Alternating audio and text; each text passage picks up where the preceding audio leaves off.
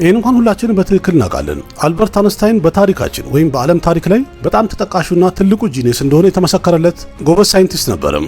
የእውቀቱ መጠንም ስናየው ብቻውን በሺ የሚቆጠሩ ሳይንቲስቶች እንኳን የማይችሉትን ያህል የበለጠ ብቃት አለው የሚባልለት ሳይንቲስት ነው ወይም ጂኒየስ ነው። አንድን ነገር እኛ የሰው ልጆች መረዳት አይደለም ጭራሽ ልናስበው የማንችለውን ነገር አንስታይን ግን ያን ነገር አሰበውም ተረዳውም። ከዛ በተጨማሪ ደግሞ ለመላው ዓለም ቀለል እንዲልና በቀላሉ ማቅረብ የቻለ አስገራሚ ጂኒየስ ነበረ። አልበርት አንስታይን አንድ ፊዚሲስት ነበረ።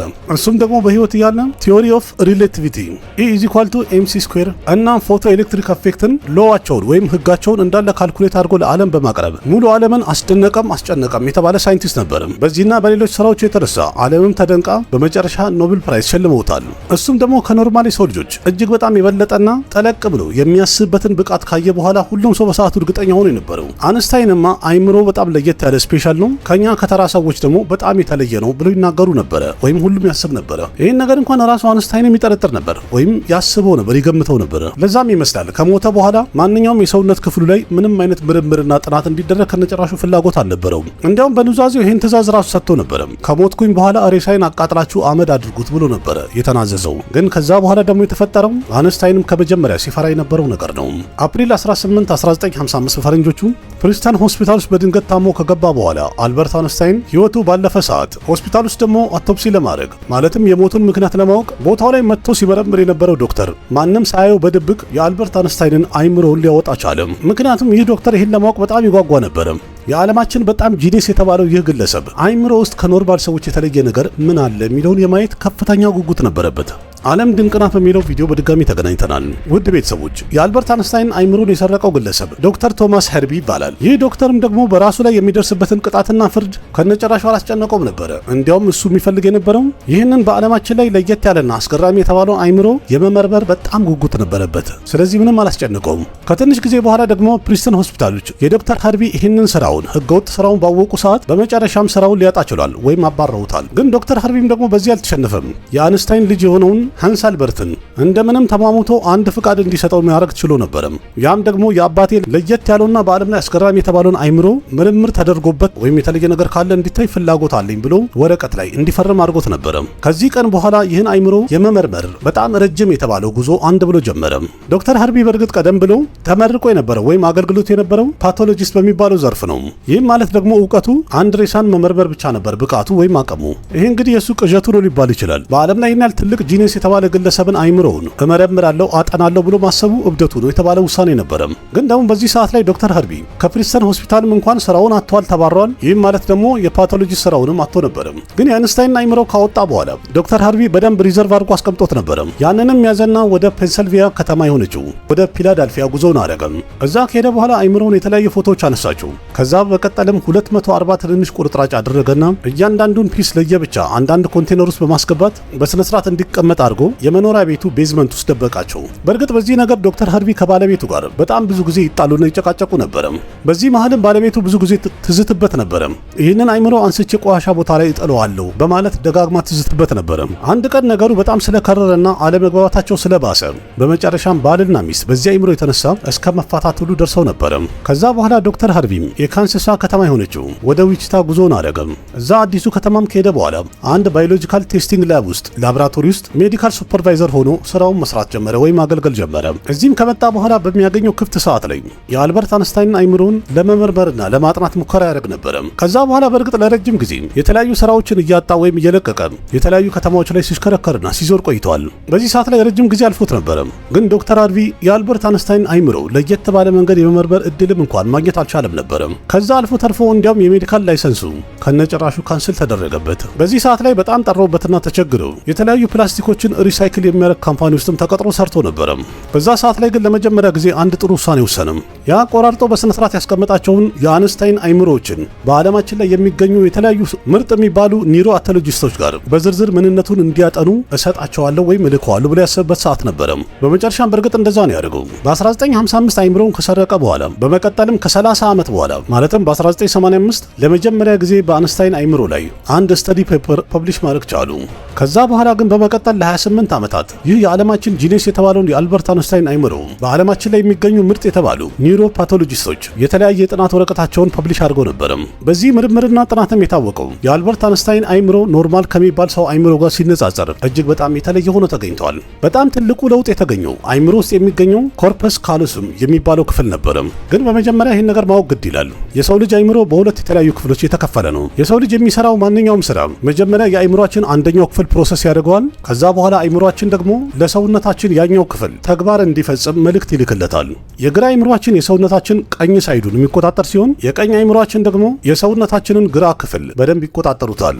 ከዛ ሌላ ደግሞ በዓለም ላይ 90% የሚሆኑ ሰው የግራ አይምሮ ለመናገር፣ ለመረዳት፣ የማትስ ካልኩሌሽን ለማድረግ እና ራይቲንግ ማለትም የመጻፍ ብቃትን ይቆጣጠራል። የቀኝ አይምሮ ደግሞ የፈጠራ ብቃትን፣ የተለያዩ ቅርጾችን መለየት፣ የአርት ብቃቶችን እና የሙዚቃ ብቃቶችን የመሳሰሉትን የመቆጣጠር ኃላፊነት አለበት። አሁን እዚህ ጋር እናንተም እያሰባችሁናል እና ታዲያ በዚህ ሁሉ መሃል ኮርፐስ ካሉዝም የተባለው ክፍል ምንድነው ጥቅሙ? ምን አገልግሎት አለው ልትሉ ትችላላችሁ። ይህንን ቀለል አድርገን እንረዳው እንበልና አሁን እናንተ ኪቦርድ ላይ ታይፕ ያደርጋችሁ ነው፣ ወይም ደግሞ ሞባይል ስልካችሁ ላይ ያለ ኪቦርድ ላይ ታይፕ ያደርጋችሁ ነው። በዚህ ሰዓት ላይ እንደሚታወቀው ሁለቱም እጃችን ታይፕ ማድረግ ቢዚ ይሆናሉ። የተወሰነ ቃላትን ቀኝ እጃችን ታይፕ ያደርጋል፣ የተወሰኑትን ደግሞ ግራ እጃችን ታይፕ ያደርጋል። እየጻፍን እያለ ግራ እጃችን አንድ ቃል ቢሳሳት ወዲያው ፈጠን ብለን ቀኝ እጃችንን ተጠቅመን ያንን ስህተት ዲሌት እናደርገዋለን። ምንም ጥርጥር የለውም፣ ይታወቃል።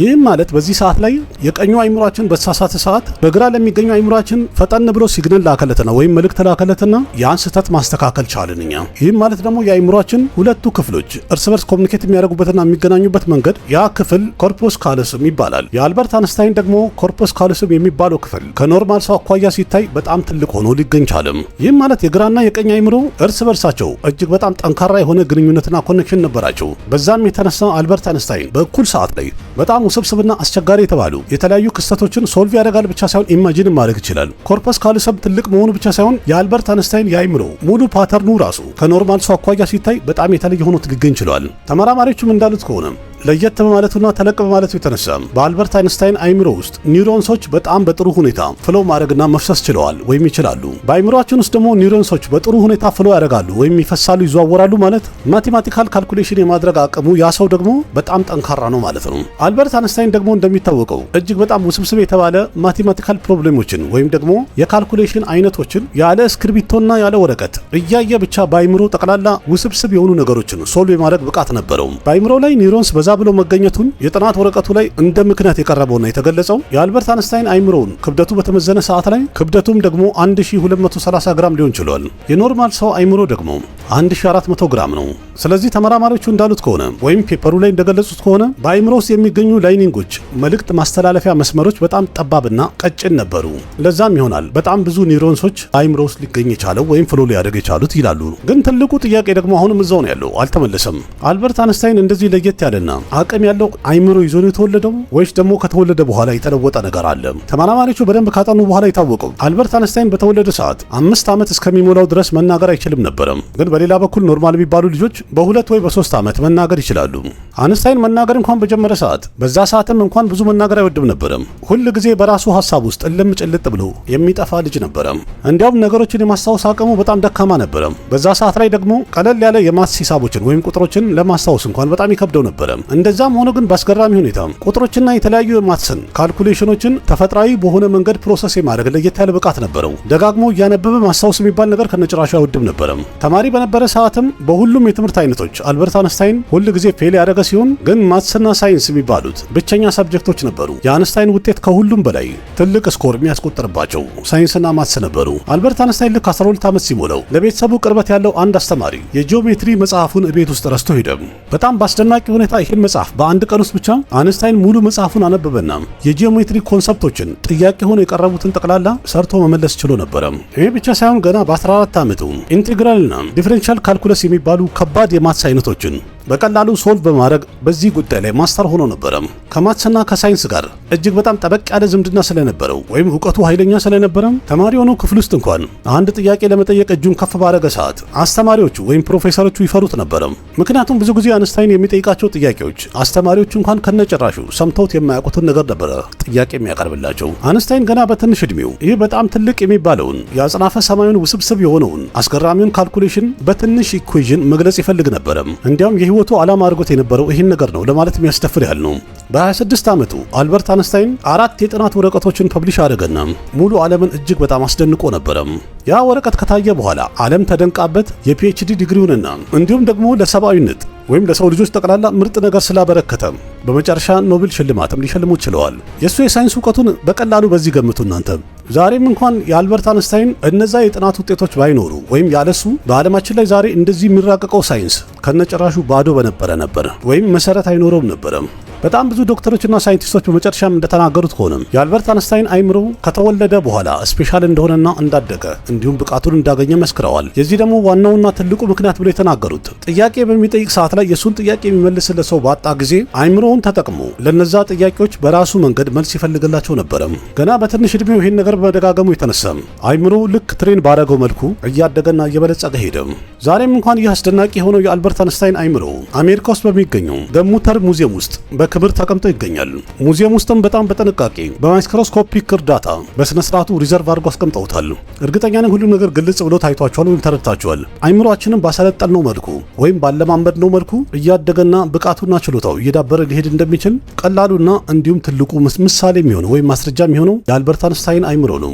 የዛሬ ዓለም ድንቅ ናት የተሰኘው ፕሮግራም እንደተመቻችሁ እርግጠኛ ነኝ። እንዴት አገኛችሁት? አሪፍ ነው? ተመቻችሁ? ስለ አልበርት አንስታይን ስራዎች በአጠቃላይ ቀደም ብዬ አንድ ቪዲዮ አቅርቤ ነበር። ካላያችሁት እሱን መለስ ብላችሁ እንድታዩት ጋብዛችኋለሁ። ምን አይነት ብቃት እንደነበረውና ምን አይነት ስራ እንደሰራ በአጠቃላይ ህይወቱን እድገቱንና ለዓለም ያበረከታቸውን የተለያዩ አስተዋጽኦዎች በዝርዝር አስረድቼ ነበር። አንድ አፍታ መለስ ብላችሁ እንድታዩት ጋብዛችኋለሁ። ቪዲዮ ከተመቻችሁ ላይክ አድርጉ፣ ያላችሁን ሀሳብ አስተያየት በኮሜንት ገለጹ፣ ለጓደኞቻችሁም ሼር አድርጉ።